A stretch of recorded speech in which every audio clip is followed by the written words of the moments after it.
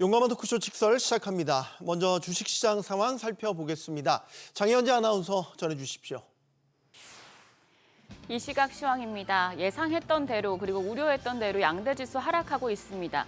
3,600선은 반납했지만 다만 개장 대비해서는 양대지수 모두 낙폭 조금씩 줄여내고 있는 상황입니다. 미중 협상의 여지를 남겨뒀기 때문에 이런 부분 반영하면서 그래도 시장 선방하고 있다는 평가도 나오고 있는데요. 현재 코스피 1% 내림세입니다. 3,574포인트 가리키고 있고요. 코스닥 0.2% 내림세로 857선에서 움직임 보여줍니다. 수급 상황 보시죠. 현재 유가증권 시장 외국인과 기관 양 매도가 나옵니다. 외국인이 3,537억 원 팔아내고 있고 기관도 875억 원 매도 우위 기록 중입니다. 이런 가운데 개인들만 홀로 4,358억 원 순매수하고 있습니다. 코스닥 시장 보시죠. 코스닥 시장에서는 개인과 기관이 사고 외국인만 팝니다. 외국인 318억 원 팔자 포지션 취하고 있고요. 반면 기관은 195억 원 매수 우위, 개인 역시 169억 원 순매수하고 있습니다. 코스피 시총 상위 종목 거래가 확인하시죠. 오늘 반도체 투톱은 하락합니다. 삼성전자가 2% 가까운 내림세로 92,600원, SK하이닉스 3.2% 하락하며 41만 4천 원에 거래됩니다. 다만 양 종목 모두 개장 대비해서는 낙폭 조금씩 줄여내고 있는 상황이고요. 오늘의 LG에너지솔루션이 반등합니다. 1.25% 오름세로 36만 3,500원인데요. LG에너지솔루션 3분기 실적이 나왔습니다. 영업이익 6,013억 원으로 전년 동기 대비해서 34.1% 증가했다는 소식이 호재로 작용하고 있습니다. 한편 삼성바이오로직스가 0.4% 오름세, 삼성전자 우선주는 2% 넘게 하락합니다. 6위부터 10위도 보시죠. 하나에어로스페이스가 추가적인 낙폭 기록 중입니다. 3%가량 하락하고 있고요. 두산에너빌리티는 전 거래일에서 오늘도 4.7% 상승합니다. 미국 시장에서 처음으로 국산 가스터빈을 공급했다는 소식에 오늘 52주 신고가 경신했는데요. 현재 주가 78,300원이고요. HD 현대중공업은 0.78% 약세로 51만 1,000원, 현대차가 0.46% 상승하며 21만 8,500원, KB금융 시총 10위까지 내려와 있는데 1%대 내림세입니다. 거래가 11만 1,400원으로 집계되고 있습니다. 코스닥 시총 상위 종목 거래가도 확인하시죠. 알테오젠은 2.3% 하락합니다. 45만 250원이고요. LG에너지솔루션 비롯해서 코스닥 시장에서도 2차전지 대표주들이 선방합니다. 에코프로비엠이 3.38% 오름세로 11만 6,100원, 펩트론 2.89% 하락하는 가운데 시총 4위 에코프로 역시도 3.65% 오름세 기록하고 있습니다. 현재 거래가 4만 8,200원이고요. 레인보 로보틱스가 시총 5위에 자리하고 있습니다. 현재 0.9% 오름세, 거래가는 33만 2,500원으로 집계됩니다. 6위부터 10위도 보시죠. 파마리서치 반등합니다. 3.3% 오름세로 56만 원. 리가켄바이오도 반등하면서 3.1% 강세 기록 중입니다. 현재 거래가 15만 5,300원이고요. ABL바이오가 0.2% 하락하는 가운데 HLB도 3.78%, 4% 가까운 상승세 기록하고 있습니다. 거래가는 3만 8,400원. 삼천당제약은 1.4% 내림세로 20만 6천 원으로 거래가 집계됩니다. 시장 특징적인 부분 체크하시죠. 오늘 상승한 섹터가 많진 않은데 미중 무역 갈등 관련해서 수혜를 받을 수 있는 테마가 주로 강세 기록 중입니다. 히토류 관련주 연일 급등하고 있습니다. 중국의 히토류 수출 통제 강화 소식에 더불어서 미국 전쟁부가 최대 10억 달러 규모의 핵심 광물 비축에 나선다고 밝힌 영향인데요. 유니온 머티리얼이 상한가입니다. 2,210원이고요. 성한 머티리얼스도 상한가 근접할 정도로 시세 분출하고 있습니다. 25% 급등세, 유니온까지도 18.2% 상승하면서 거래가 5,800원으로 집계됩니다. 다음으로 조선 기자재 섹터도 상승 중입니다. 미국이 중국 선박의 항만 진입률을 부과하기로 하면서 중국 조선소의 글로벌 발주량이 급감하고 있습니다. 이런 가운데 한국 조선소 발주량이 급증하고 있어서 조선 기자재 테마까지 주목받고 있는 상황인데요. 현재 삼형엠텍이 10% 가까운 오름세로 12,570원, 인화전공이 2.5% 강세로 56,500원, 오리엔탈 전공도 2.2% 강세 기록하고 있습니다. 현재 거래가 1050원으로 집계됩니다. 환율 상황을 보시죠. 오늘 외환시장 1,430원으로 상승 출발했습니다. 9시 31분 기준으로는 1,429원 50전이었고요. 지금은 조금 더 레벨을 낮췄습니다. 1,427원 20전에 거래되고 있습니다.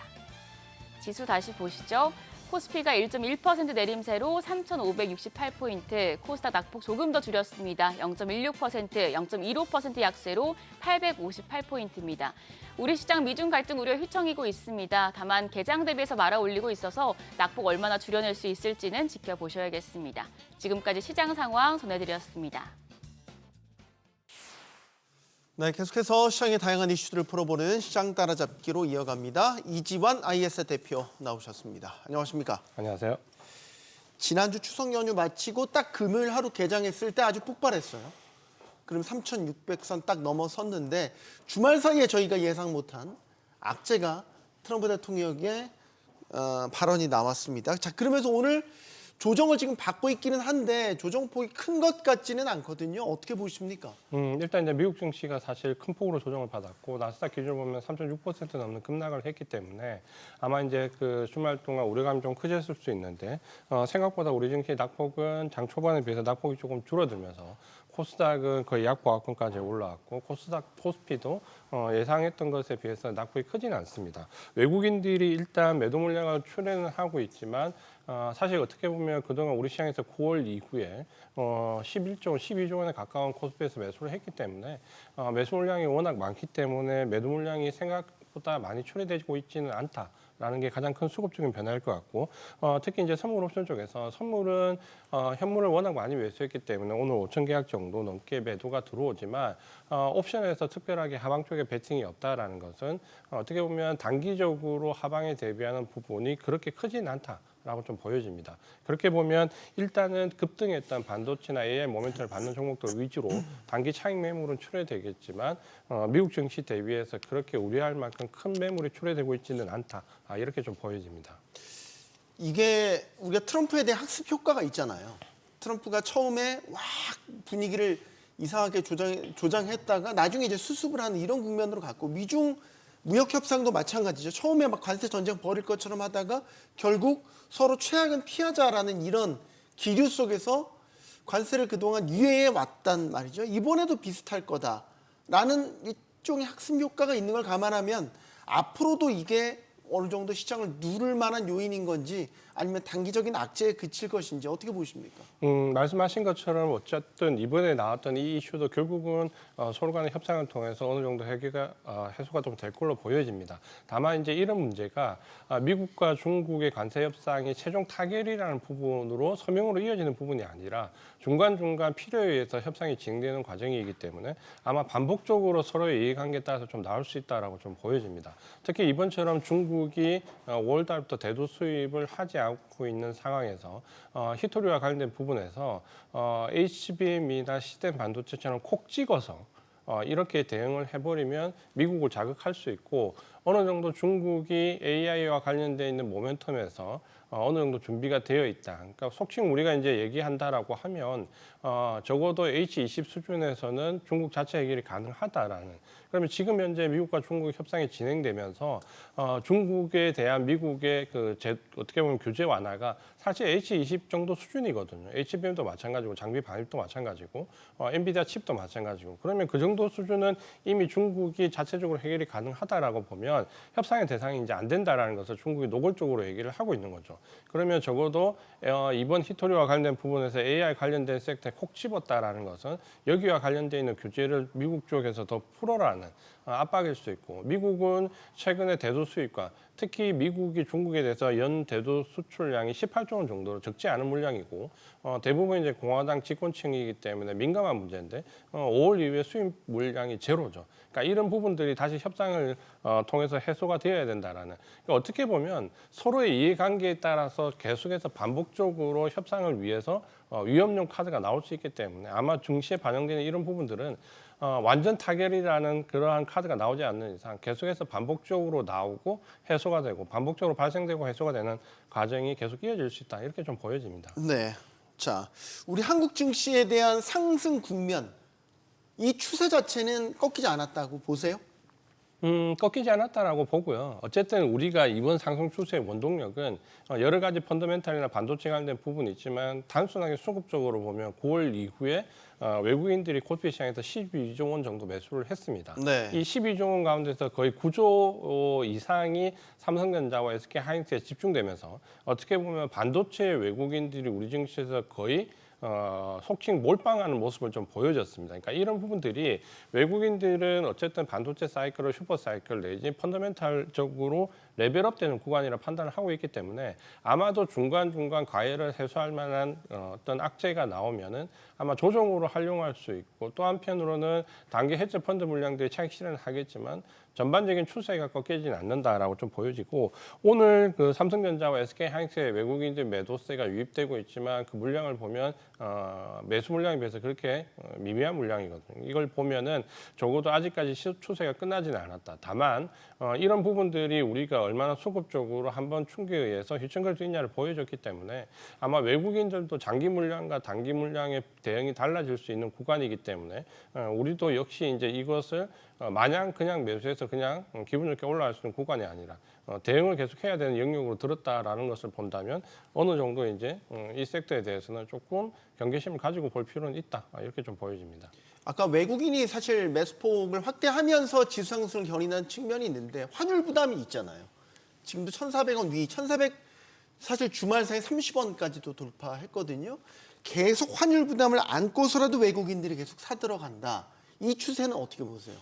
사실 이제 이 부분이 사실 좀 민감한 문제이긴 합니다. 왜냐하면 외국인들이 사실 우리나라 증시에서 한 달 상간에 10조 원 이상 매수했을 때 환율은 대부분 많이 떨어졌거든요. 네. 근데 그럼에도 불구하고 12조 원 이상 코스피에서 한 달 기간 내에 매수를 했는데도 불구하고 환율은 계속 1,400원대에서 고공행진을 한다. 그러니까 아마도 이제 이런 부분들은 계속 강조드렸던 것처럼 일단 미국의 GDP와 우리가 금리 이 두 가지 상황이 다 역전 나 있는 이전에 우리가 경험해보지 못한 펀더멘탈적으로 원화가 약세 구간으로 들어갈 수밖에 없는 큰 짐을 안고 있죠. 이 상황에서 채권 시장과 주식 시장에 따라서 단기적인 자금 유입에 따라서 어느 정도 소폭의 등락은 있지만 원화가 약세로 갈 가능성은 그렇게 높지가 않습니다. 그러니까 이게 어떻게 보면 외국인들이 환율이 극단적으로 원화가 약세가 됐을 때 오히려 우리 시장에서 주식을 샀던 예는 과거에도 많이 있었죠. 그러니까 뭐 어떤 큰 이벤트가 있던 뭐 IMF라든지 혹은 금융위기라든지 혹은 최근에는 팬데믹 직후에도 환율이 많이 밀렸을 때 오히려 비싸진 달러를 가지고 우리나라 주식을 산 예는 많이 있습니다. 그러니까 지금도 그런 기조로 이해를 하시는 게 좋을 것 같고 다만 외국인들이 최근에 채권 시장도 마찬가지고 주식 시장에 조금씩 유입되는 부분이 커져가고는 있지만 좀 전에 말씀드린 것처럼 GDP가 우리가 지금 현재 역전돼 있고 금리가 우리가 낮기 때문에 이게 펀더멘탈적으로 원화가 아주 약세로 갈 거다라는 기대감은 낮추고 보시는 게 지금은 좀 맞을 것 같습니다. 자, 종목별로 들어가 보죠. 역시 반도체 투톱이 계속해서 시장을 이끌고 있습니다. 삼성전자와 SK하이닉스. 오늘은 조정을 꽤 크게 받고 있기는 하지만 이번 주에 또 이벤트도 있죠. 삼성전자 실적 발표도 예정돼 있고. 최근에 나왔던 보도는 뭐 예를 들면 HBM의 신규 공급 문제도 이슈 보도화가 됐었고. 자, 이런 가운데 이제 주말 사이에 사실 충격으로 엔비디아를 비롯해서 빅테크들이 쭉 빠졌다는 말이죠. 지금 사실 게시판에 올라오는 질문들 대부분이 다 그래요. 지금 조정받잖아요. 지금이라도 사도 될까요? 이제 대부분 다 공통적인 이 질문을 다 갖고 계세요. 이 질문을 똑같이 드릴게요. 지금이라도 사도 되는 구간이냐? 저는 된다라고 일단 기본 전제는 말씀을 드리는데 네. 사도 되긴 되지만 마음 편하게 가져갈 수 있는 구간은 아니다 이렇게 좀 말씀을 드리고 싶거든요. 그러니까 예를 들어서 내가 삼성전자 지금 나와 있는 목표가 그 레포트 최대치를 기준으로 보면 예를 들어서 삼성전자는 그래도 13만 원 이상 갈 것이다. 예를 들어서 SK하이닉스는 48만 원 이상 갈 것이다라고 보면 장기로 보유할 수 있는 분들이 분할로 접근하는 전략 유효하죠. 그리고 혹은 이번에 좀 꽤 빠지면은 단기 조정을 활용해서 단기적으로 치고 빼지는 트레이딩 관점으로 접근하겠다 유효하죠. 다만 이제 이런 부분들이 말씀드린 것처럼 장기는 분할로 접근해야 되고 단기는 트레이딩 관점에서 치고 빠지는 전략을 세워야 되는 뭔가 좀 불편하게 노력을 기울여야 되는 시점은 맞습니다. 다만 이제 우리가 삼성전자 14일 이제 실적 발표를 나오고 뭐 최대 10조 원까지 나올 수 있다. SK 하이닉스 같은 경우는 최근에 뭐 좀 과하게 나오는 논문 같은 경우, 레포트 같은 경우는 내년도 영업이익이 70조 원까지 갈 거다라는 레포트까지 나옵니다. 네. 그러니까 이게 전체적으로 보면 단순하게 반도체가 가격이 살짝 상승한 부분이 아니라 레벨업 구간에 들어간 건 좀 맞다라고 보여지면 적어도 모건 스탠리가 가장 보수적인 레포트를 내는데도 내년 1분기까지는 메모리 반도체 고공행진을 막을 게 없다라는 좀 거침없는 레포트까지도 나오거든요. 그러니까 이걸 본다면 여전히 조정을 활용해서 매수할 수 있는 기회는 있다. 다만 이제 명확하게 내가 트레이딩 관점으로 접근할 건지 아니면 적어도 삼성전자 목표가 13만 이상까지 느긋하게 볼 수 있는 분할로 진입할 건지에 따라서 관점은 좀 달라질 수 있다. 저는 접근하는 전략은 유효하다. 이렇게 말씀을 드리고 싶습니다. 자, 접근하는 전략은 유효한데 세밀한 전략이 필요한 거는 분명히 맞습니다.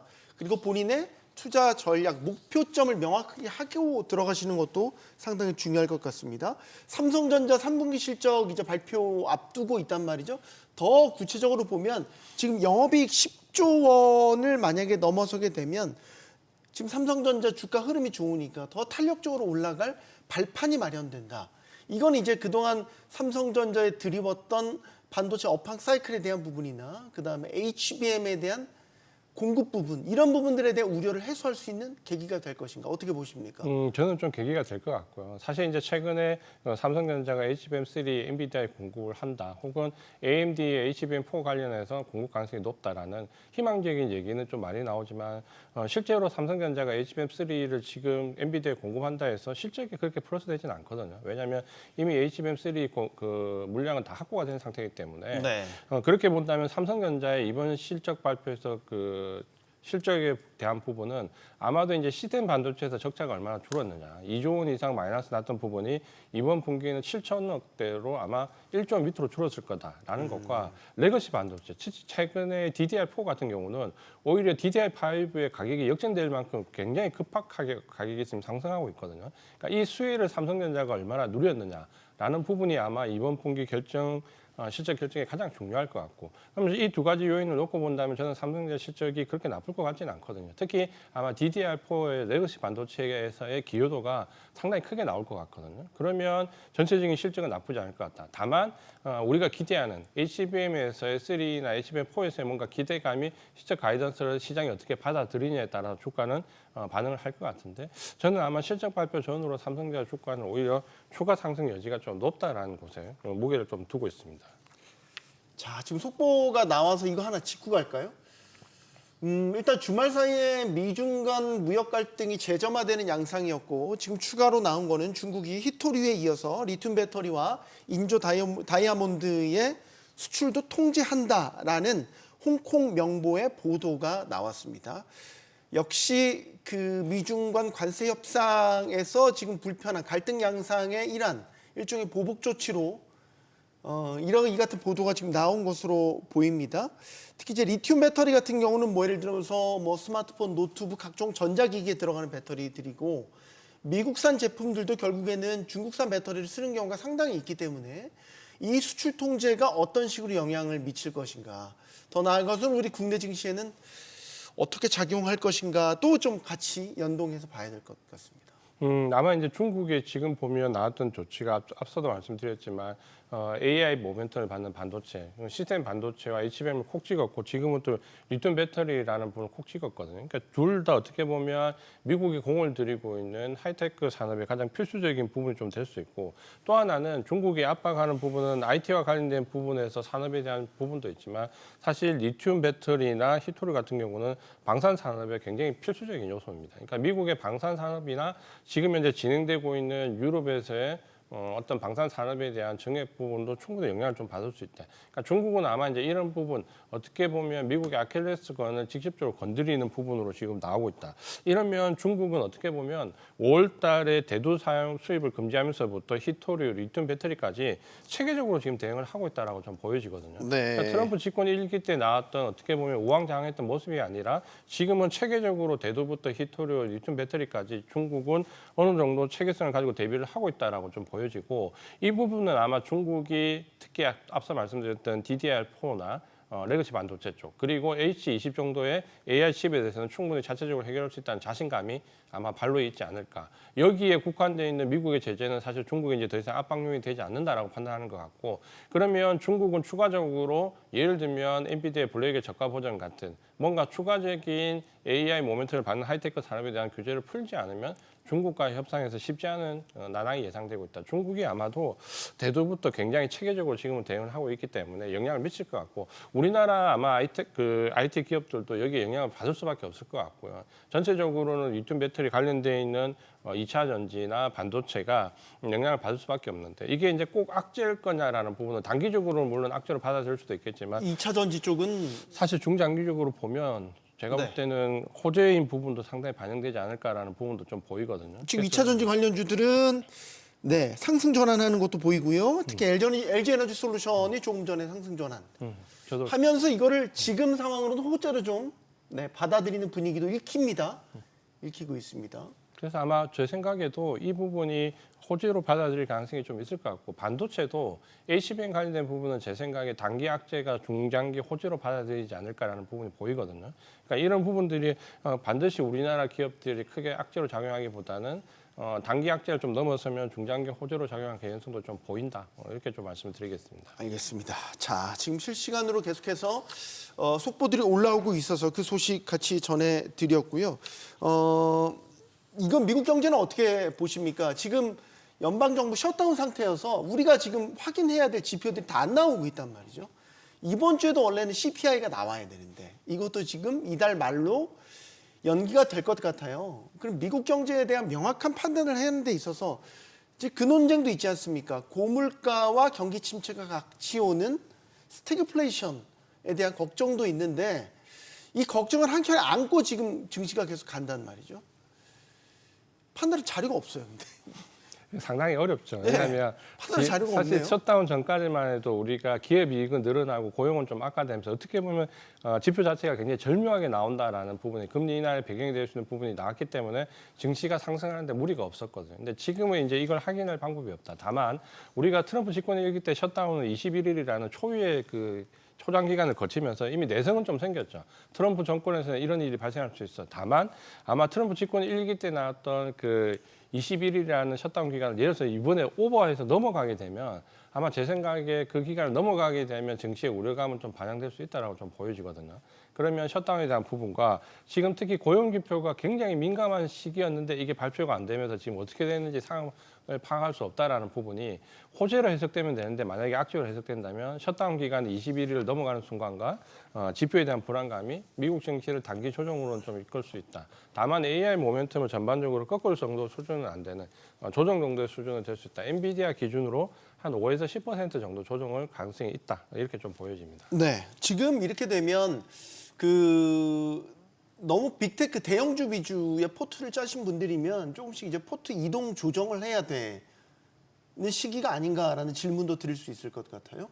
일단 이제 너무나 급박하게 상승했던 AI 관련해 있는 반도체나 이런 종목들은 제 생각에 한 20-30% 정도 차익 실현을 일부 좀 하시는 게 좋지 않을까라고 좀 보여지고 다만 이제 급박하게 모든 포트를 정리하는 게 아니라 한 20-30% 정도 수준에서 차익 실현을 하시고 만약에 해지가 가능하다라면 지금 같은 경우는 ETF를 활용해서 조금 해지를 하는 정도 수준으로 보시는 게 좋을 것 같고요. 다만 이제 우리가 앞서서도 월 3월이나 작년 7월 경험해봤지만 빅테크 기업들이 조정받을 때 경기 소비재나 필소비재 잠깐 트레이딩 관점으로 가는 건 몰라도 포지션을 완전히 옮긴 것은 결과가 좋지 않았거든요. 그러니까 그걸 본다면 급격하게 경기 소비재나 이쪽으로 넘어가기보다는 일부 필수 소비재 정도에서 트레이딩 관점으로 접근하는 전략 정도만 보시는 게 좋지 않을까 이렇게 판단을 하고 있습니다. 증시가 좋든 안 좋든 악재가 터지든 안 터지든 모든 상황에서 계속해서 올라가는 건 금인 것 같아요.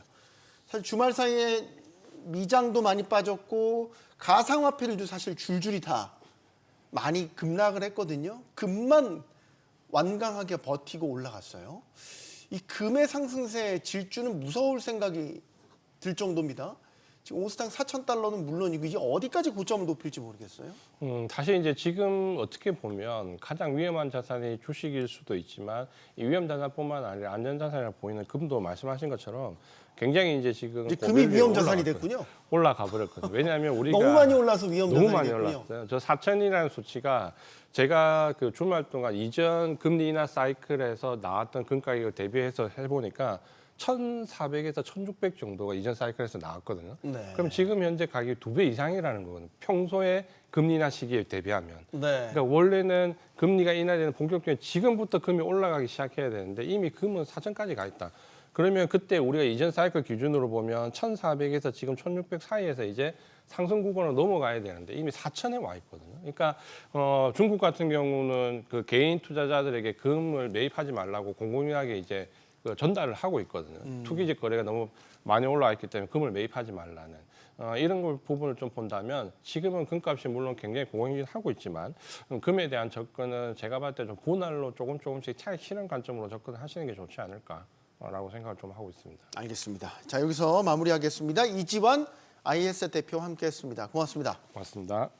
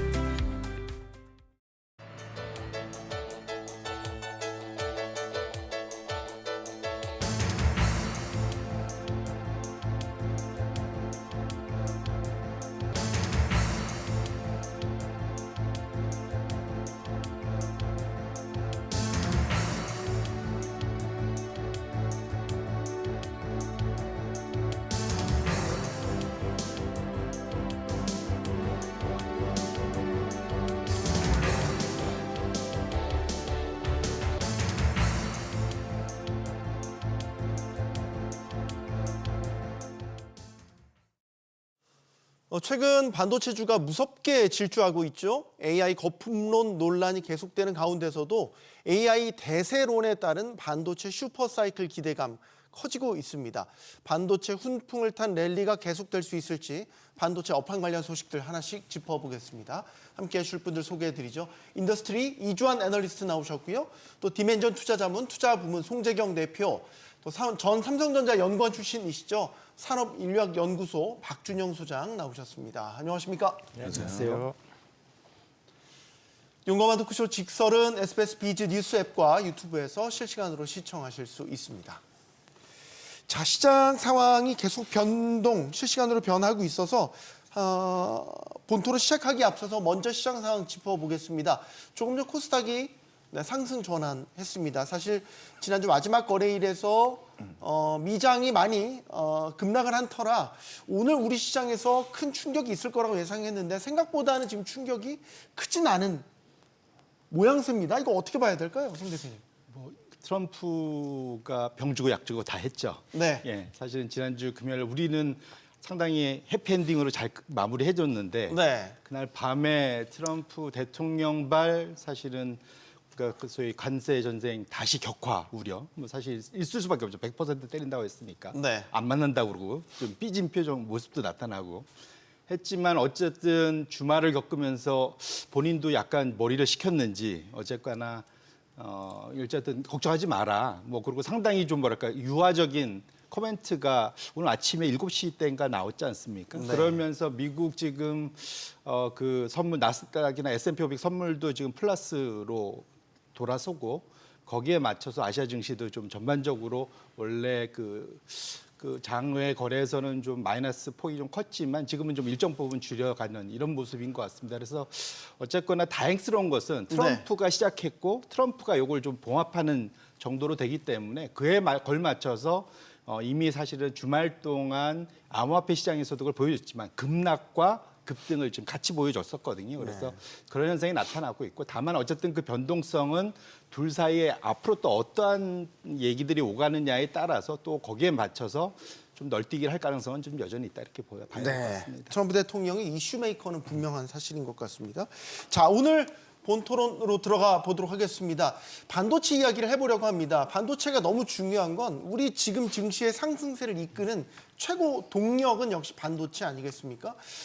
반도체의 슈퍼사이클이 다시 도래할 것이다라는 기대감들이 곳곳에서 나타나고 있고 그 징후들도 하나둘씩 보이고 있습니다. 최근에 삼성전자가 주요 고객사들한테 D램 가격 올리겠다, 낸드 플래시 가격 올리겠다 이제 이렇게 통보를 한 것으로 전해지고 있어요. 지금 업황 사이클상 반도체가 본격적인 상승 국면에 들어섰다고 보십니까? 이 전 대표님. 일단 제가 작년 이맘때쯤에 이제 이 시간에 예측했던 것부터 좀 다시 한번 짚어보면은 네. 원래 2025년 올해 하반기부터 이제 다운 사이클로 들어가는 것으로 모든 지표들이 나오고 있었습니다. 선행 지표들이. 그런데 올해 들어서 실제로 보니까 공급 사이드 쪽에서 특히 삼성전자나 SK 하이닉스 한국 반도체 업체들이 굉장히 물량 조절을 타이트하게 하고 있습니다. 재고 수준을 보면 알 수 있고요. 재고가 1년 동안 계속 하락을 하고 있어요. 재고 내용이. 네. 그래서 어떻게 보면 일정 부분 감산도 하고 있다고 저는 이제 보고 있는 거고요. 그래서 생각보다 수요가 그렇게 딱 좋았다고 할 수는 없지만 공급 사이트에서 감산과 설비 투자를 조금 보수적으로 하면서 가격이 상승할 수 있는 여력이 생긴 거죠. 그게 올해 1분기, 2분기에도 가격이 조금씩 상승하는 게 보였고 지금 3분기에도 전망치가 D램 낸드 모두 다 지금 상승할 것으로 예상하는 분석 기관들이 더 많아지고 있어서 네. 그런 면에 있어서 이제 기업 실적에 있어서는 플러스 요인이 되는 거죠.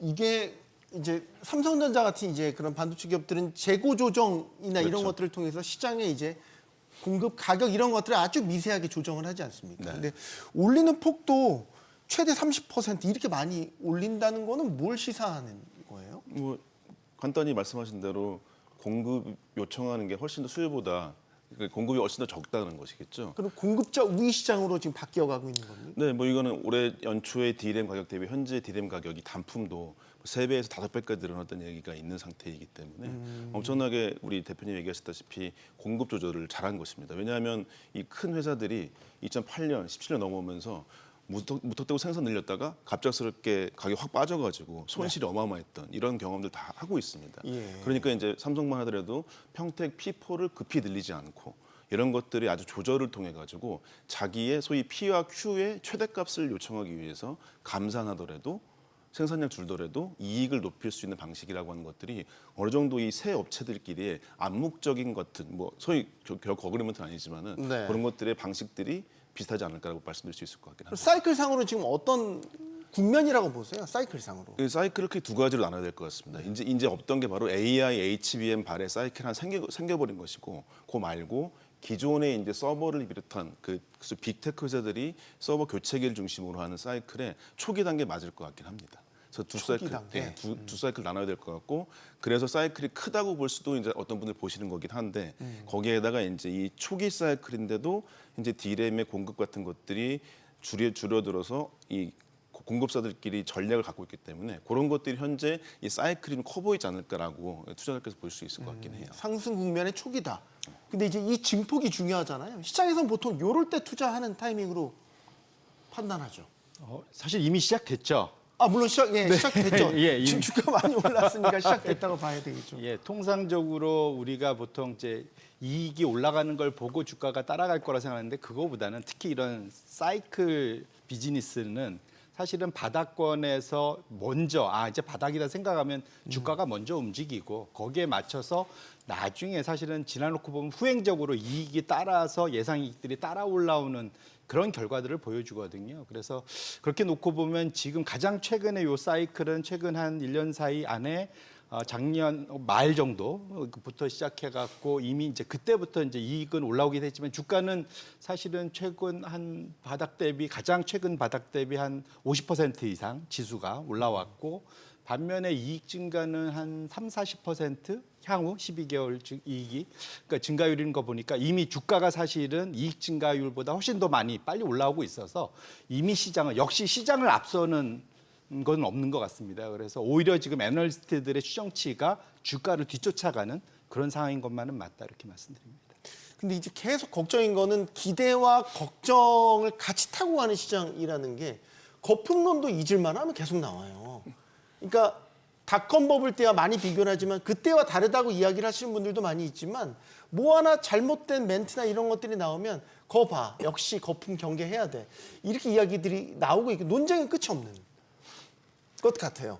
근데 이 논쟁은 결국은 결과가 나올 때까지 누가 맞는지가 알 수 없으니 지속될 수밖에 없을 것 같고 지금 AI 거품론 같은 경우도 지금 사실은 이제 박준 소장이 말씀하셨지만 없던 제품의 새로운 하나의 시장을 만들면서 사이클을 하나를 그려나가고 있는 그러니까 반도체 전체 사이클이 다운 사이클을 붙잡아 버린 거죠. 다운하지 못하도록 붙잡아 버린 거예요. 전사 실적을 해버리면 물론 AI와 관련되지 않은 쪽은 별로 좋지 않을 텐데 전사 실적을 보면 과거 어느 때보다 좋아하니까 하이닉스를 보면은 네. 그래서 어쨌든 어떻게 보면 하드 캐리 하고 있는 거죠. AI와 관련된 ESD와 HBM과 이런 제품들이 그런데 이런 것들이 내년에도 계속될 거냐라는 것이 사실 우리가 가장 궁금증이고 또 알고 싶은 거잖아요. 근데 이런 것들에 대해서는 결국은 AI 시장이 작년과 올해는 거의 연간 한 100%, 200%씩 성장을 했습니다. 그러니까 우리 빅테크들의 KPX 투자액이 그렇다는 얘기고요. 네. 그게 결국에는 엔비디아 칩과 HBM의 수요로 연결되는 건데 내년에는 분명 올해보다 커지겠죠. 근데 성장률을 놓고 보면은 작년과 올해만큼 높은 성장을 기록할 수 있을까라고 물어보면은 대부분의 전문가 그렇지는 않을 거다. 이제 조금씩은 둔화될 수밖에 없다라. 왜냐하면은 지난 2년간 투자액이 워낙 크다 보니까 이게 데이터 센터라는 게 무한정 필요한 건 아니잖아요. 이제 여기에 맞춰서 이걸 최적화하고 알고리즘 개발해서 서비스를 만드는 단계로 가는 게 내년부터 이제 본격적으로 될 것 같다. 이제 돈을 벌어야 되는 시점이 되는데 네. 하드웨어 투자는 조금은 이제 둔화될 수밖에 없다. 올해보단 커지겠지만 그러다 보면 주가 측면에서는 성장률을 항상 우리 특히 기술주들은 보다 보니까 성장률이 왜 작년과 올해와 그러니까 지난 2년과 왜 틀리지라는 게 분명히 체감하게 될 겁니다. 내년이 되게 되면 네. 이렇게 되면 주가도 조금은 이제 약세가 될 수밖에 없고 실적 증가율도 둔화할 수밖에 없는데 그렇게 되면 주식 투자자 입장에서는 이거 거품이 아니냐라는 것에 이제 귀가 좀 더 열리게 되는 거죠.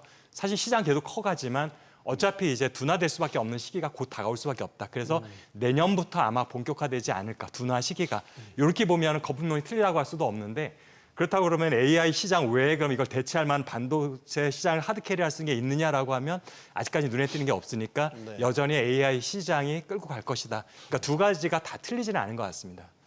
거품은 어느 정도 불가피하더라도 네. 조금만 걷어내면 이제 실체가 보이면 되잖아요. 근데 이제 닷컴 버블 때와 비교를 하는 건 닷컴 버블 때는 걷어도 계속 아무것도 안 보이니까 그때 시장이 붕괴됐었던 거인 거고 이제 뭐 어떻게 보세요? 네. 거품도 어느 정도 걷어낼 수 있는 거품이면 문제 없는 거 아닙니까? 근데 이제 그 거품이라고 하는 게 그때 시절에 우리가 잊어버린 단어가 있는데 AI 거품도 되게 복잡한 형태의 층위가 있습니다. 산업마다 층위가 있고 네. 그때 닷컴 버블 때도 기억하지 못하지만 광섬유 버블이 있었습니다. 광섬유 버블. 우리 다 잊어버리지만 잊어버렸어요. 네, 광섬유 버블이 가장 심했었고요. 그 다음에가 이제 IT 업계들이 그 중에서 다 남았던 게 이제 구글인 거고, 그다음에 디바이스 만드는 게 애플인 거고, 네. 이렇게 회사들이 남은 거지 않습니까? 이런 형태인데 지금 오픈 AI를 비롯해가지고 다들 광섬유가 되기 싫은 거예요. 자기가 이제 어떤 IT라고 할 수 있는 AI라고 하는 거에 툴도 되고, 그다음에 디바이스가 연결될 수 있는 이런 형태의 비즈니스를 창출하고 싶은 것이고, 이번에 추석 전에 오픈 AI CEO가 와가지고 샘 알트만 와가지고 네. 막 굉장히 여러 가지 막 소위 공수표를 날리고 있습니다. 한마디로 말씀드려서. 공수표입니까? 네, 저는 이제 LOI라 그래서 레터스 오브 인텐트 이제 이게 다 아시게 됐는데 네. 그냥 그게 그냥 우리 의향이 있어요 정도. 네. MOU보다 더 약한 형태의 어떤 서류 그냥 우리 해봅시다 정도 화이팅 정도 느낌이거든요. 근데 그걸 가지고 너무나도 엄청난 이게 니즈들이 생겼다고 하는데 일단은 오픈 AI는 돈이 없어요. 네, 일단 돈이 없고 계속적으로 이제 엔비디아의 투자금 받아서 다시금 엔비디아 칩을 산다고 했다가도 AMD 칩 사겠다고 얘기하면서 지분 주겠다고 얘기하고 이렇게 얘기하면서 자기들이 SK 하이닉스 삼성전자와 얘기를 하면서 우리가 사겠다고 얘기했지만 그게 사는 건 뭔지 모르겠고 여전히 얘기하신다시피 서비스가 만들어지지 않기 때문에 계속적으로 우리 AI를 써주셔야 된다라고 하는 약간의 세일즈가 더 강했다고 봅니다. 예, 지금 이 구조가 내년도에 우리가 소위 이제 업계에서 많이 얘기하시거나 투자를 많이 하시는 에이전트 기반도 중요한데 산업에 얼만큼 들어갈 수 있는 기술들이 나올 수 있느냐. 이 여부가 없게 된다면은 얘기했던 거품은 정말 거품일 수도 있습니다. 어떻게 보세요?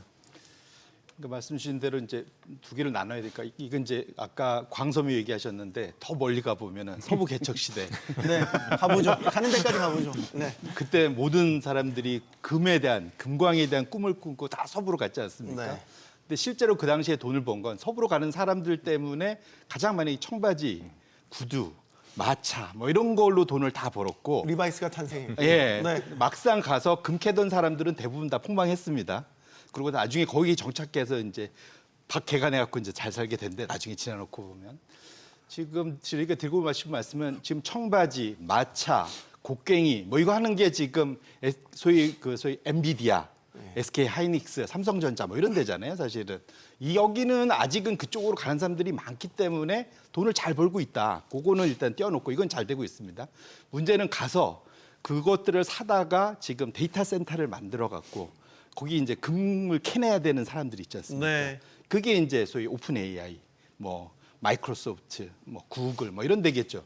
이들이 여기에 어마어마하게 지금 청바지 사듯 데이터 센터에 칩 사고 뭐 사서 막 투자해갖고 그걸로 돈을 벌어야 되는데 냉정해 보면 돈을 벌 수 있겠느냐에 대한 고민이 지금 본격적으로 나오고 있는 거거든요. 지금 왜냐하면 다들 여기 지금 우리 저기 그 AI 얘기하지만 돈 내고 쓰는 분들이 몇 분이나 될 것이냐. 일단 당장 아마 설문해 보면 그렇게 많지는 않으실 것 같고요. 첫 번째로는. 두 번째로는 기업들도 사실은 미국에서조차도 최근에 거기가 격주 단위로 사실은 미국에서 그 노동총계청에서 기업들 상대로 너희들 AI를 도입을 잘하고 있는 일을 계속 물어보거든요. 네. 근데 그 소위 500인 이상, 100인 이상의 미국의 대기업에 해당하는 기업들은 올 여름부터 그 도입이 꺾이기 시작했어요, 사실은. 벌써요? 예, 너무 빨리 꺾인 거 아니에요? 왜냐하면 막 그 압력에 밀려갖고 도입을 했는데 뭐에 도입을 해야 되는지 잘 모르고 일단 도입하는 거예요. 이게 근데 많이 해봤더니 그러잖아요. 일단 막 하라니까 나 안 하면 뒤처지는 것 같으니까 보조금 준다고 하니까 일단 하고 뭐 일단 이랬는데. 하는 거죠. 이게 안 하면 뭔가 좀 아웃 오브 데이트 된 사람 같고 뭐 이게 그러다 보니까 하긴 하는데 해보니까 이게 효과를 잘 못 보는 것 같고 뭐 이제 이런 거거든요. 그래서 지금 약간 그런 이제 그렇기 때문에 지금 버블 얘기가 나오는 겁니다. 이게 바로 기업들이 생산성이 높아지고 막 우리 소비자들이 앞다퉈서 AI에 월 돈을 내가면서 막 쓰고 뭐 이래야지 사실은 이것이 걱정 없이 그대로 쭉 딱 연결이 될 텐데 그 사이에 단절이 보이기 시작하다 보니까 약간의 우리가 헷갈리는 거죠. 한쪽은 장사가 너무 잘 되는 것 같고 한쪽은 거기 사다가 엄청 지출하는데 그래서 그들이 돈을 버냐? 여기가 지금 안 보이기 때문에 그것 때문에 우리가 상당히 지금 내년에 대한 그 그림이 잘 안 보이는 거다 이렇게 보셔야 될 것 같습니다. 오픈 AI 얘기가 계속 나왔는데 아직 상장 전의 회사죠. 상장 계획도 있는데 지금 그 가치 평가를 보면 5천억 달러. 그러니까 우리 한화로는 700조 원 정도의 매출의 25배의 평가 가치를 받았습니다. 잘 받았네요. 이게 이제 거품이면 큰일 난다는 얘기 아닙니까? 이시안 대표님? 그렇죠. 사실은 뭐 결국 오픈AI도 덩치 큰 스타트업인 거잖아요. 스타트업이라는 게 항상 밸류에이션이 초기 투자자들이 모험을 사실 하면서 하는 건데 네. 이게 이제 뒤에 시리즈 B, C로 가면서는 좀 더 실체가 될수록 이제 펀딩이 돼야 되는데 오픈AI 같은 경우는 앞에 두 분 대표님 소장님 말씀하셨지만 확실한 결과물이 나오기 전에 이미 굉장히 많은 펀딩을 받았고 그다음에 본인도 투자 계획을 세웠다. 사실은 스타게이트 같은 경우도 오픈AI가 그중에 한 축인 건데 네. 사실은 돈이 없다 말씀하셨지만 이 5천억 달러가 플랜인 거지 백악관에서 사실은 쇼잉하기 위한 거지 펀딩이 돼 있는 게 아니에요. 아, 그렇죠. 앞으로 하겠다는 건데 안 되고 끝날 수도 있어요. 네. 영원히 안 될 수도 있는. 그렇기 때문에 뭐 여기서 HBM은 우리가 월 90만 사겠다라는 건 공수표라는 말씀을 저는 굉장히 공감이 되기도 했었고 근데 이런 상황에서 지금 기업 가치가 이렇게 됐다라는 거는 사실은 이건 우리가 좀 지켜볼 필요가 있는 거죠. 분명히 이게 실체가 나중에 된다면 비싸지 않다 느낄 수 있지만 현재로 봐서는 단시일 안에 여기에 대한 비즈니스 모델이 확실하게 뭔가 있을 것 같지는 않다. 월 20불씩 받는 그거 가지고 과연 이 정도 규모의 밸류에이션이 받는 게 맞느냐? 그건 아니라고 생각이 돼서 뭔가 B2B에서 이게 뭐 피지컬 AI 될 수도 있고 뭐가 될 수도 있겠지만 뭔가 정말 큼직한 비즈니스 모델이 나와서 지속적으로 기업에 성장할 수 있고 그 자금을 스스로 조달할 수 있는 그런 선순환이 돼야지만 사실 이 가치가 의미가 있는 가치가 될 것 같다. 그렇지 않으면 다분히 거품이라고 하도록 할 말은 없지 않을까라는 생각 조심스럽게 해봅니다. 근데 이제 우리가 비교할 수 있는 산업을 같이 제가 질문드리면 클라우드 산업 같은 경우 한 15년, 20년 전부터 이제 미국 빅테크들이 소위 말해서 기술에 대한 그 검증이나 이런 과정을 거쳤고 비즈니스화를 조금씩 만들어냈고 하면서 지금 사실 굉장히 안정적인 수익 창출 비즈니스가 됐잖아요. 네. AI도 그렇게 그런 과도기 과정을 거쳐서 그렇게 자리 잡을 수 있지 않을까요? 말하자면 지금 말씀하셨다시피 되게 중요한 게 어떤 회사 매출이 B2B는 B2C가 되게 중요합니다. B2B일 때 클라우드는 AWS라고 하는 기업이 어마어마한 기업들한테 들어갈 수 있는 네. 돈들이 있지 않습니까? 근데 소위 개인 구독 서비스가 되면 불안하다는 것이죠. 아시겠지만 구글이 돈 벌었던 이유는 지금 우리가 지메일과 검색이겠지만 한마디로 얘기해서 광고 수입이지 않습니까? 말하자면 기업에 기대어서 수익이 창출돼야 된다는 겁니다. 말하자면 AI 계속적으로 세일즈하는 가장 큰 이유는 과연 기업들이 이걸 써가지고 기업에서 AI를 썼을 때 돈이 나올 것인가, 그 AI를 우리 거를 써서 우리한테 이익을 줄 것인가, 이 여부 차이가 가장 중요하기 때문에 이거 아직도 못 찾은 상태인 것이고요. 그래서 이제 저도 이제 내부적으로 봤을 때 오픈 AI에서도 이 AI를 통해서 뭔가 아웃풋이 나오는 아무리 조그만 스타트업도 다 찾아가고 있습니다 지금.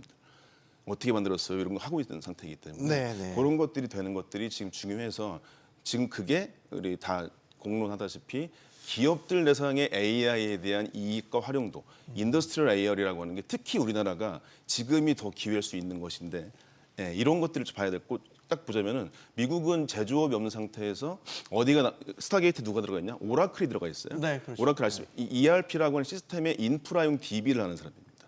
걔네들은 데이터만 많은 거죠. 제조업에 바닥 데이터는 없는 상태예요. 말하자면 우리가 이걸 잘 활용해야 되는 상태인데 둘 다 지금 갖춰진 건 없다는 상태입니다. 자, 반도체 업계의 지역 내의 판도 변화도 조금씩 읽혀집니다. 또 그 주인공이 또 오픈 AI 얘기 그만하고 싶은데 또 해야 되네요. 오픈 AI가 엔비디아에 이어서 AMD, 어떻게 보면 경쟁사죠. AMD와도 손을 잡았다. 여기 이제 미묘한 지형 변화로 해석이 돼요. 엔비디아의 독주 체제에 누가 제동을 걸 것인가. AMD가 그동안 내놨던 MI 시리즈의 칩은 참패했다. 그리고 이제 뭐 오픈 AI랑 손잡으면 뭐가 또 달라질 건가? 뭐 이런 해석들을 하게 됩니다. 네. 1차적으로는 그러니까 적어도 그 지금 말씀하신 엔비디아의 독주 체제인 젠슨 황이 상당히 영리한 전략이었다라는 평가를 내렸죠. 네. 그러니까 AMD가 오픈 AI에 제시했던 내용. 그러니까 내용은 뭐 이미 많이 들으셨겠지만 한 번 더 정리를 하면 우리가 오픈 AI가 AMD의 칩을 쓰고 그것을 통해 갖고 일정 수준의 이상의 그러한 결과를 내면 우리가 우리 지분 10%를 일정 가격 이상에 살 수 있는 소위 주식 옵션을 줄게. 그러니까 결국은 칩을 팔면서 거기에다가 자기네 주식을 어느 정도 가격에 살 수 있는 옵션까지 준 거거든요. 사실은 두 개를. 그래서 사실은 이게 만약에 지금 AMD의 주가가 일정 수준을 넘어가면 현재 1,000억 달러에 달하는 칩을 공짜로 살 수 있게 되는 정도의 수준의 그러한 그 조건을 내걸면서 오픈 AI를 유혹을 한 겁니다. 그래서 둘이 넘어갔기 때문에 엔비디아 입장에서는 뭐 해볼만 하겠네. 근데 다만 이제 이게 역으로 말하면 그걸 뭔가 끼어 팔기로 좋은 걸 주면서까지 팔아야 되니까 역으로 말하면 AMD가 상당히 뭐랄까 엔비디아에 비해서는 여전히 열세인 것만은 분명하죠. 근데 또 한편은 오픈 AI는 아까 우리가 다 얘기했지만 참 돈이 아쉬운 회사지 않습니까? 그런 측면에서 놓고 보면 지금 AMD에서 아주 좋은 조건으로 심지어 나중에 그걸 공짜로 쓸 수도 있을 가능성이 있는 그러한 구매 방식을 제시를 했기 때문에 굳이 마다할 이유는 없었다. 그렇게 놓고 보면은 서로 간의 아쉬움, 오픈 AI도 아쉬운 게 있었고 AMD도 아쉬운 게 있었기 때문에 네. 그래서 이제 이해관계가 맞았고 여전히 엔비디아 입장에서는 그 와중에서도 생태계 전체를 거의 독과점하는 그것의 과정에서 당장이 균열이 왔다라고 얘기하기에는 뭐 그렇게까지 또 아닙니까? 뚜껑을 좀 더 열어봐야 되는 그런 상황이지 않을까 저는 개인적으로 그렇게 생각하고 있습니다. 그동안 AMD가 칩 내놓으면서 큰 소리 쳤던 것에 비하면 사실 성과는 그렇게 손에 쥘 만한 성과는 없었다는 건데 이게 AMD가 오픈 AI를 손잡으면 예를 들면 우리 국내에서는 삼성전자와 SK하이닉스의 미묘한 또 이 경쟁 이것도 약간 판도가 좀 달라지더라고요. 아무래도 AMD는 SK 하이닉스보다는 삼성전자가 먼저 납품을 시작을 했고 작년에 이미 벌써 AMD에 납품을 했으니까요. 네. 지금 그런 면에 있어서 엔비디아에 갖고 있는 패권을 일정 부분 AMD가 가져가게 되면 삼성전자로서 유리하게 진행되는 측면이 있긴 하겠죠. 네. 근데 또 한 측면은 지난 1년 동안도 AMD 칩을 납품을 했고 특히 작년 같은 경우는 HBM 시장 점유율이 40% 가까이 됐었는데도 수익이 안 났다. 그러면 AMD한테 많은 칩을 팔아도 과연 하이닉스 같이 HBM의 수익을 얻을 수 없는 구조가 아닌 거가 아니냐. 삼성전자의 경우에는 네. 이런 퀘스천도 하나 생기기 하고요. 그다음에 지금 엔비디아 지금 우리가 보면 최근에 저는 모르겠습니다. 이게 보면 한 측면에서는 엔비디아가 지속적으로 AI 생태계 주도권을 놓치지 않겠다라는 것이 분명히 하나의 뉘앙스를 읽히긴 해요. 네. 그러면서 또 하나 미묘하게 변화가 느끼는 거는 옛날 같으면 내가 가만히 있어도 그게 이루어졌었어요. 난 가만히 있어도 알아서 고개 숙이고 들어왔었는데 이제는 내 돈을 줘가면서 내 집을 사줘라고 하지 않으면 그 지위를 유지하기 어려운 상황이 되는 게 아닌가. 그다음에 또한 인텔한테도 돈을 줘가면서 지금 파운드리 그 CPU 개발을 지금 전혀 의탁했는데 연초까지만 해도 젠슨 업체가 자체 칩의 비율을 높이겠다고 했어요. 그래서 인텔에서 사 쓰는 걸 좀 더 낮추고 내가 직접 설계한 CPU를 쓰겠다고 했는데 그건 이제 반대되는 거거든요. 다시 말해서 기술적으로 본인이 직접 개발한 CPU가 생각보다 안 나오고 있다. 그래서 기술적으로도 문제가 생겼고 이제 수요에 있어서 옛날 같은 확신이 없기 때문에 내 돈을 써가면서도 수요를 창출하는 상황이 돼서 그래서 사실 아까 초반에 얘기했던 거품론에 얘기했을 때 과연 내년에도 올해나 작년만큼의 성장이 폭발적으로 가능할 거냐의 퀘스천이 당기는 게 엔비디아의 최근에 어떤 바뀌어진 이런 약간 입장들을 보면서도 뭔가 좀 감지할 수 있지 않는가 이런 조심스러운 예측도 해봅니다. 차세대 칩이 나와도요? 루빈 같은. 그러니까 루빈 칩이 나올 때 사실은 지금 AMD에 대해서 지금 조금 더 얘기해 보면 지금 MI 시리즈가 사실은 잘 안 팔렸잖아요. 근데 최근에 HBM 수주 계약 6세대가 늦어지는 것의 한 이유로 하나로 확실한 건 모르겠지만 네. MI 450 내년에 출시할 제품이 생각보다 성능이 잘 나와서 엔비디아도 루빈 칩의 성능을 좀 업그레이드 해야 되는 상황이 됐고 그러다 보면 모든 것들이 조금씩 다 바뀌어야 되는 거죠. HBM도 약간 호환되기 위해서 업그레이드해야 되는 부분이 있어서 약간의 모디파이가 필요한 게 아니냐. 또 하나 이제 뭐 가격 협상이 길어지는 것도 있겠지만 그 얘기는 내년에 출시되는 MI 450 AMD 칩이 생각보다 호성적을 거둘 수도 있다라는 시장의 평가가 있다라는 거죠. 이제 그런 면에 있어서 엔비디아 약간의 위기감도 좀 느끼는 것 같습니다. 그럼 삼성전자의 청신호 아닙니까?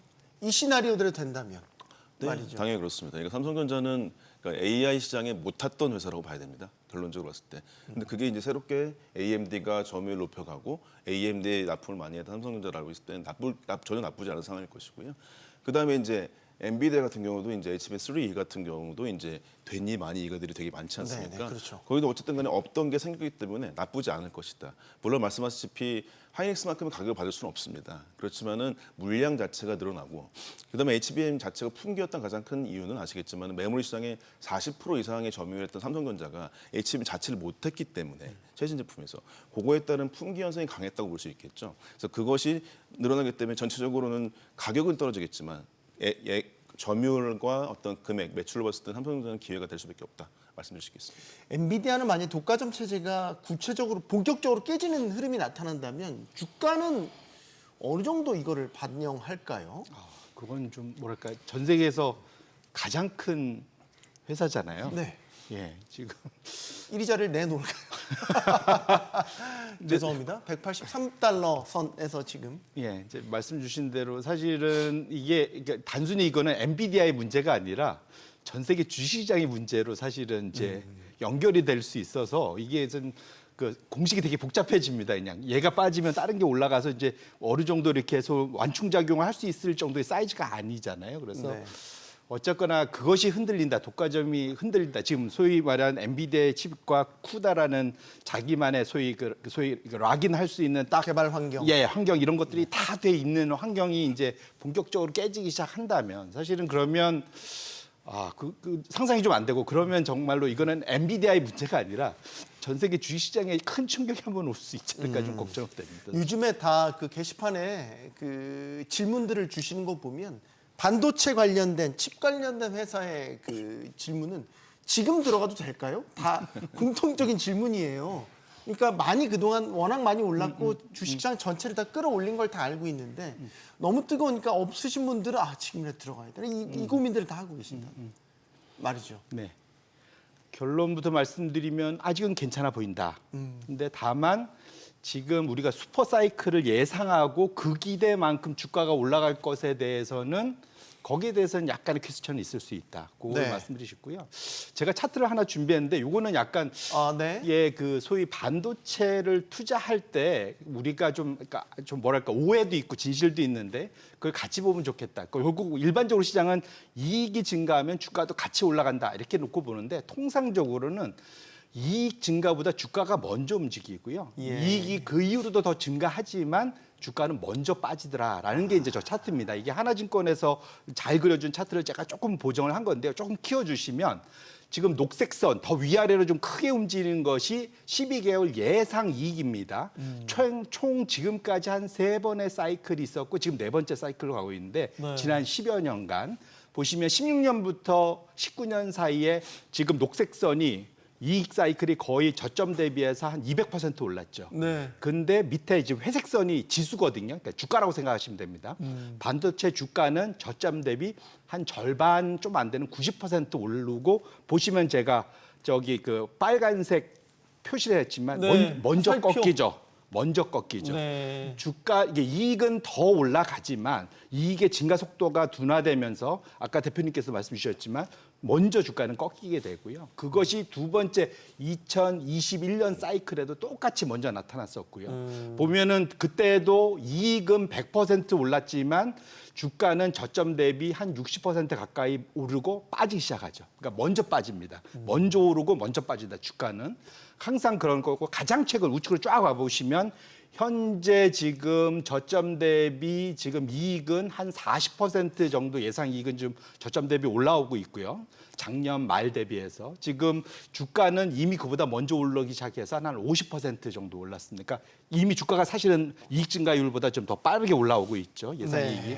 결론적으로는 지금 아까 우리가 상당히 이 사이클이 여전히 좀 견고하고 사실은 AI발 소위 HBM뿐만 아니라 나머지 시장에서의 이익이 받쳐줘서 이익이 추가로 더 올라간다면 주가는 더 올라갈 폭이 있을 텐데 다만 그것이 아까도 말씀드렸지만 이익의 성장세가 둔화되는 그 감만 느껴지면 사실은 주가는 먼저 꺾일 수 있기 때문에 우리 투자자분들이 시장에서 막 애널리스트들이 막 주가 이익 추정치 막 계속 올린다고 마냥 따라갈 수는 없고 네. 증가율이 둔화되는 시점을 먼저 선제. 벌써 통상적으로는 6개월 보통 앞서서 주가가 먼저 빠진다는 것을 아시면서 투자하실 필요가 있고 그래서 항상 주가는 고퍼에 사서 저퍼에 팔아야 되는 그런 거다. 그러면 지금 최근에 뭐 특히 마이크론도 그렇고 우리 SK 하이닉스도 그렇고 PR이 생각보다 낮습니다. 사실은 시장에 비해서 특히 뭐 마이크론 기준으로 하면 S&P 500이 22배, 23배 거래되는데 마이크론은 12배 거래되고 있거든요. 네. 우리 SK 하이닉스는 한 10배?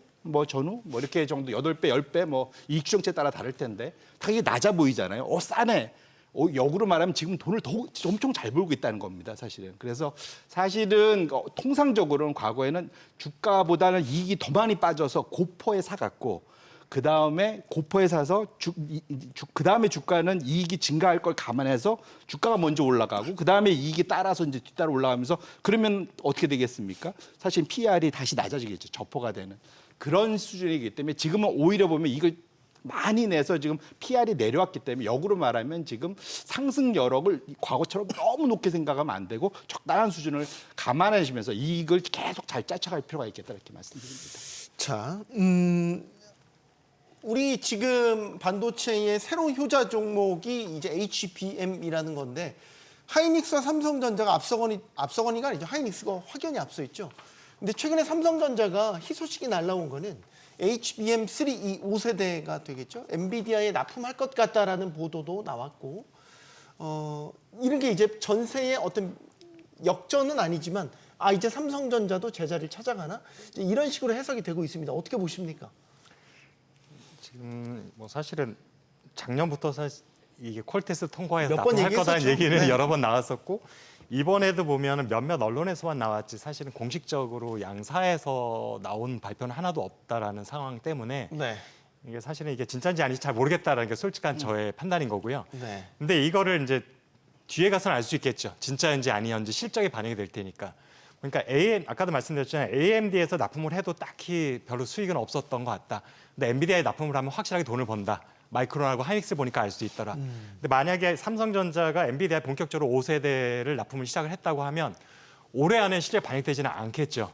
이미 3분기 끝났고 4분기 들어갔는데 물량이 이미 차 있기 때문에 이미 양사거를 이미 다 곡간에 다 채워놔서 삼성전자 거 추가로 살 물량이 많지 않아서 이제 빨라야 내년 1분기부터 삼성전자 물량이 본격적으로 들어갈 텐데 그러면은 1분기 실적 이제 잠정치가 나온 게 4월 초가 될 텐데 그때쯤 됐을 때 삼성전자 영업이익이 급격히 올라간다. 왜냐하면 휴대폰 쪽은 많아야 4조 원 정도에서 크게 더 이상 올라갈 여력은 없기 때문에 네. 근데 만약 크게 증가했으면 결국은 DS 부분에서 실적이 선방을 했다는 얘기라서 근데 갑자기 비수기가 됐는데 영업이익이 더 좋아진다 4분기보다 이러면 없던 새로운 수익 비즈니스가 생겼다라고 판단할 수밖에 없죠. 네. 엔비디아 확실히 납품을 했구나. 그래서 내년 1분기 실적이 올해 4분기 비슷하거나 비수기인데도 비슷하거나 더 좋아진다고 하면 지금의 루머가 아니고 진짜였구나 판단할 수 있는데 다른 기업들 비수기에 빠지는 만큼 비슷하게 빠진다고 하면 결국에는 그냥 루머였나라고 생각하는 게 맞지 않을까 저는 이렇게 생각을 합니다. 소장님은 어떻게 보세요? HBM3E 5세대. 일단은 어느 정도는 가능하지 않을까라고 하는 게 업계의 뭐 설왕설래 중에서도 좀 약간 기우는 느낌을 받아요. 그다음에 며칠 전 기사도 보시다시피 뭐 젠슨 황이 SK 이주영 회장한테 뭐 서한을 보냈다는지 뭐 이런 내용이 예, 그런 있었습니다. 보도도 있었죠.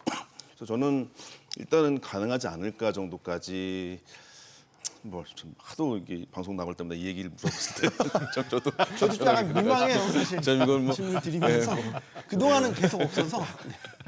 일단 그래도 좀 연내에는 좀 뭐 저는 뭐 우리 이주환 대표님 얘기했던 게 맞는 게 매출에서 나올 것 같다 정도는 말씀드릴 수 있을 것 같고 근데 이제 뭐 투자자들께서 아시다시피 3E 때문에 주가가 많이 오를 것이다라는 얘기를 많이 안 하기도 합니다. 네. 이제 내년 1분기 정도 아니면 여전히 이제 엔비디아가 지연시키고 있는 루빈에 들어가 HBM4 같은 경우에 대해서 어떻게 계속 그 소위 계속 힘고르게 하고 있지 않습니까? 이 상황이 더 크지 않을까. 그래서 저는 내년 1분기 때 보는 게 확실하지 않을까 생각이 듭니다. 그렇게 몇 년에 걸쳐서 될까 안 됐는데 이제 또 된다는 보도가 나오니까 또 거기 기대하고 있잖아요. 얼마나 기다린다는 거예요? 목이 빠지게 기다린다는 거예요. 뭐 사실 우리 투자자들이 기다리는 게 가장 우리 당장 자신들이니까 답답하긴 한데 거기 직원들은 아마 피가 마르겠죠, 사실은 그 안에 얼마나 쪼임을 받겠습니까, 사실은 맨날 아마 밤새고 있을 것 같은데 느낌상. 네.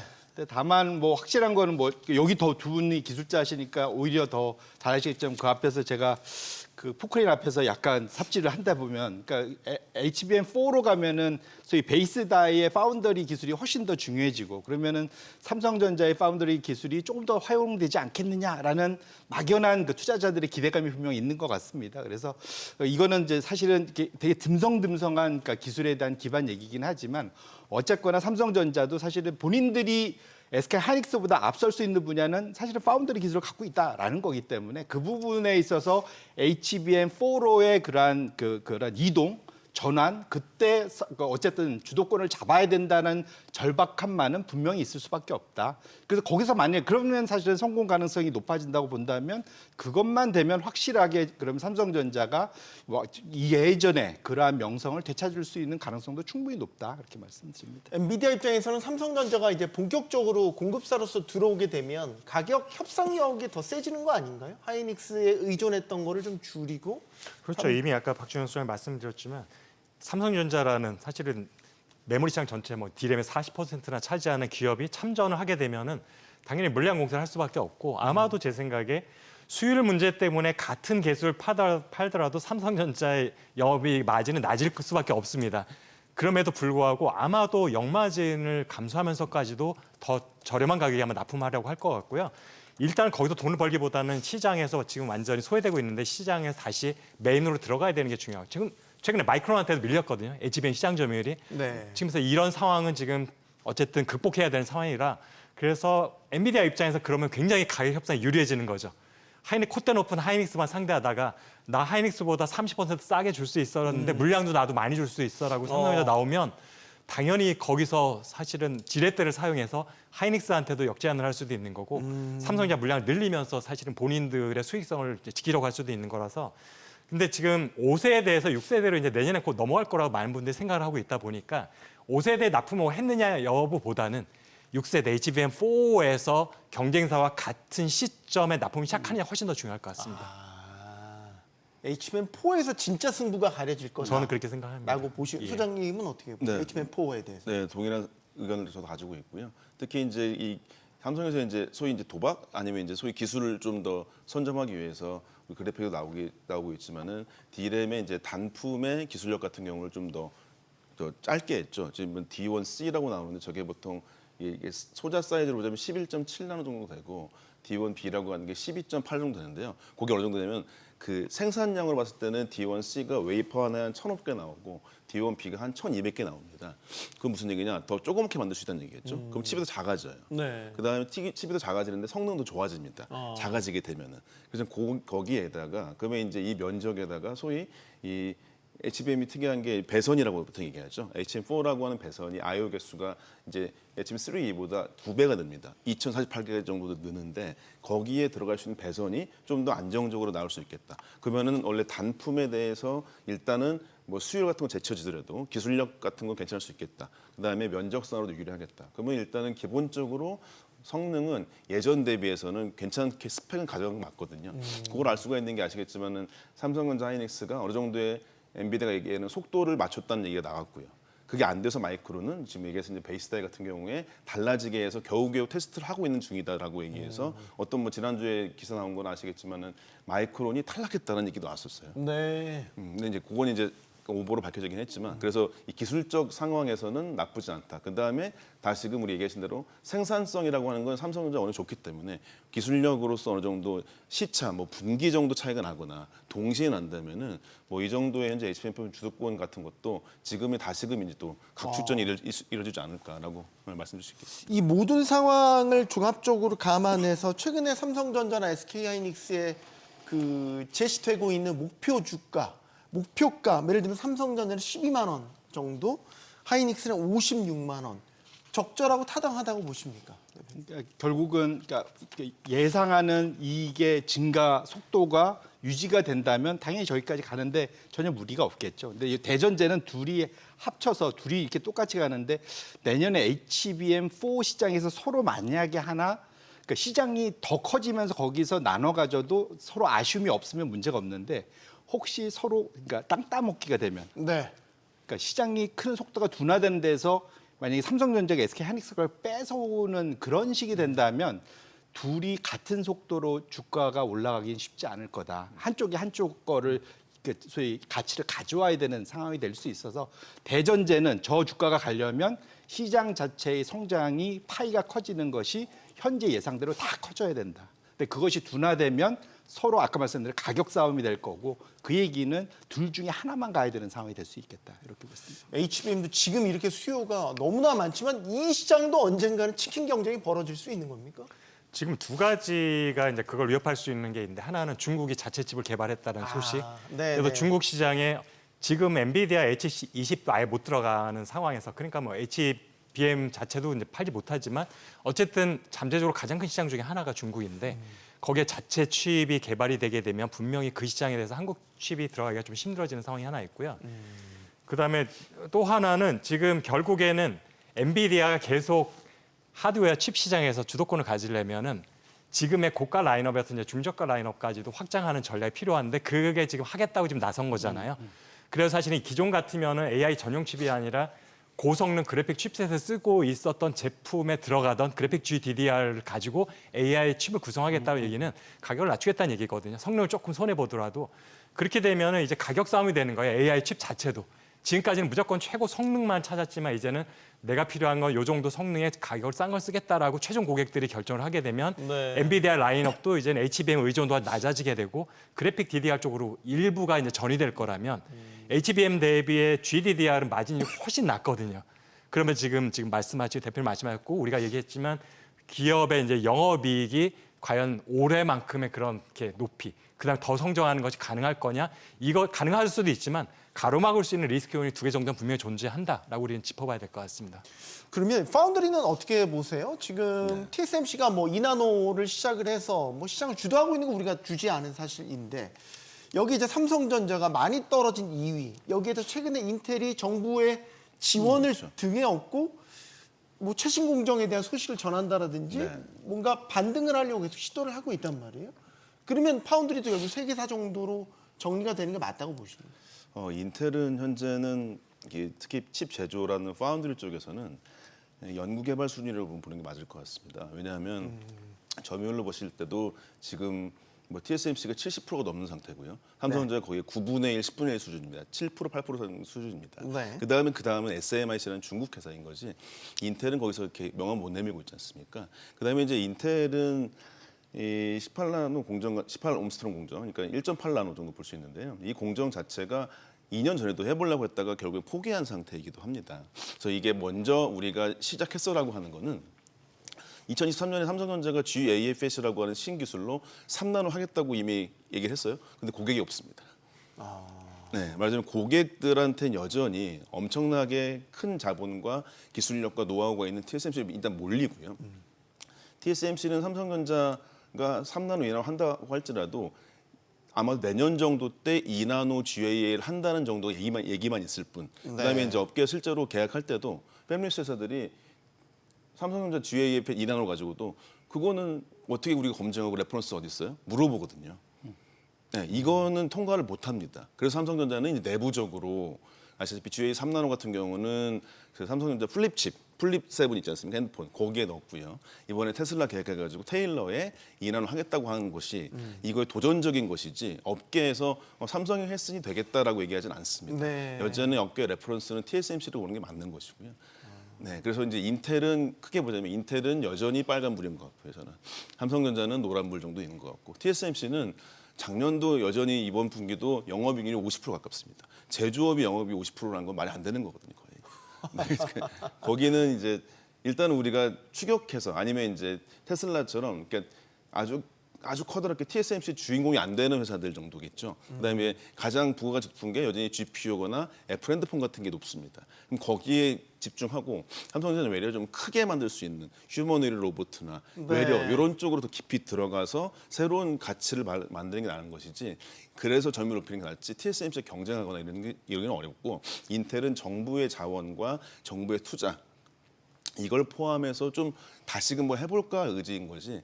그게 쉽지는 않다고 볼 수 있을 것 같습니다. 진정한 갑은 엔비디아가 아니라 TSMC라는 생각도 드는군요. 이게 삼성이 테일러 공장을 완공해서 예를 테슬라 같은 빅테크 수주가 본격화되면 사실 의미 있는 점유율 상승이 있겠다 이런 기대를 하고 있는데 녹록치는 않네요. 지금 말씀 설명 들어보면 일단 그 팹이 완공된 시기가 2027년 이후로 알고 있어서 그게 뭐 실적으로 잡히려면 그로부터 또 한 1년, 2년 정도 또 지나야 되는 거라 지금 투자자들은 아예 관심이 없는 시점의 얘기라고 생각이 되고 있고 그다음에 늘 이제 말씀드리지만 미국 팹에 TSMC가 앉으려고 하는 이유가 너무 제조업과 비싸서 돈이 안 돼요. 본토에도 지금 영업이익률 50% 60% 나오는데 미국 적자를 봤거든요. 네. 그래서 가급적 천천히 짓고 축소하려고 하는 건데 미국에 있는 테일러 공장, 오스틴 공장에서 삼성 파운더리가 예를 들어서 애플 칩하고 테슬라 칩을 수자 만들었다. 분명히 적자 확대일 겁니다. 플러스로 도움이 되지는 않을 거라고 생각이 돼요. 파운더리 현재 상황이. 그래서 시장 점유율이 높아진다고 해서 과연 기업의 가치가 높아지느냐 꼭 그렇지는 않다라는 거죠. 자, 또 하나 저희가 마지막으로 좀 짚어볼 거는 주말 사이에 또 이제 트럼프 대통령의 발언도 있었지만 중국과의 무역 갈등 속에서 여러 가지 이제 우리가 걱정할 만한 사항들이 나옵니다. 히토류 수출 통제라든지 좀 전에 나왔던 건 또 리튬 배터리에 대한 통제 뭐 이런 보도들도 계속해서 나오고 있거든요. 자, 이런 가운데 지금 트럼프 행정부는 반도체 생산 시설을 아예 미국으로 이전을 해라. 이제 이런 압박도 우리 입장에서 2중고, 3중고란 말이죠. 이게 결국에는 시장에서도 큰 우려가 될 것 같은데 어떻게 보십니까? 1차적으로는 이게 설사 트럼프와 공화당의 힘이 중간 선거 때 빠지더라도 설사 우리 기대는 그거죠. 그때까지 좀 최대한 미루고 버티자. 대만의 TSMC도 그러고 있는 거잖아요. 우리도 어찌 보면 약간은 그런 부분이 있고. 근데 문제는 우리가 바이든 때 봤지만 트럼프 일기 때 했던 정책들을 바이든 때는 그러니까 소리만 안 냈을 뿐이지 조용히 다 가져가서 오히려 강화했었습니다. 결국은 그 방향성이 지속될 가능성이 있어서 아마 거기에 맞춰서 같이 전략을 짜야 될 것 같고요. 근데 다만 우리는 그래서 중간에서 좀 논의를 잘해야 될 것 같습니다. 근데 확실한 거는 그러니까 우리가 이번에 트럼프가 주말 사이에 그 변화를 보면 확실히 중국의 히토류가 엄청난 무기가 된다는 것은 다시 한번 확인이 된 것 같아요. 네. 왜냐하면 트럼프 지금 그러니까 중국의 히토류 규제가 강화된 것의 내용을 가만 뜯어 보면은 지금 미국에서 반도체 규제를 하는 것의 방식을 그대로 가져온 거거든요. 그걸 그냥 앞에 반도체 대신에 히토리로 그냥 바꾼 겁니다, 사실은. 그대로 한 거거든요. 그래서 역으로 보면 우리는 지금 양쪽에 시어머니가 둘이 생긴 겁니다, 지금. 둘이 생겨서 상당히 어려운 것만은 분명하고요. 그런데 오히려 여기서는 양쪽을 그 경쟁, 그러니까 균형과 경쟁이죠. 양쪽의 견제가 생기는 사이에서 우리는 양쪽의 편을 서서히 다 들어주면서 우리는 하는 수밖에 없을 것 같아요. 안 그러면 우리가 한쪽에 너무 편을 들다가는 과거에도 그랬지만 한쪽 편만 들다가 그것이 맞으면 다행인데 틀리면 엄청나게 실패를 봅니다. 그래서 지금 상황은 어쨌든 트럼프의 힘이 좀 빠지는 상황까지 기다리면서 좀 기다리는 수밖에 없지 않을까 개인적으로 그렇게 생각하고 있습니다. 네. 인공지능 거품에 대한 논쟁은 앞으로도 아마 계속 될 겁니다. 그리고 이런 논쟁 자체에는 또 한편으로는 시장의 중심에 여전히 인공지능이 자리하고 있다는 뜻도 되겠죠. 투자자들이라면 경계심을 늦춰서는 안 됩니다. 잘못된 판단은 꼭 욕심에서 비롯되니까요. 토론 마치겠습니다. 여기는 모든 경제가 모이는 SBS 비즈입니다. 시청해주신 여러분 고맙습니다.